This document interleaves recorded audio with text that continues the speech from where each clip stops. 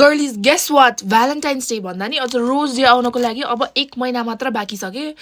so यो video चाहिँ तपाईँहरूले आफ्नो बोयफ्रेन्डलाई सेयर गर्नुहोस् अनि बोयफ्रेन्डहरू चाहिँ हल्का डम हुन्छ कि उनीहरूले चाहिँ 1 दिन 2 दिन अगाडि मात्र लाइक प्लानिङ गर्छ अर्डर गर्छ कि फुलहरू त्यस्तो गर्नु हुँदैन गाइज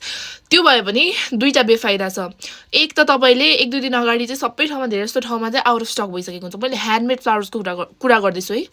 सो त्यो भयो भने चाहिँ मान्छेले चाहिँ अगाडिदेखि नै बनाउनु पर्ने हुन्छ नि त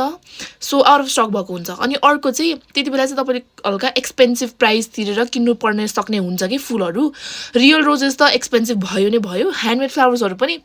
नर्मल रेटभन्दा हल्का हाई रेटमा चाहिँ त्यति बेला सेल हुन्छ कि सो केटाहरू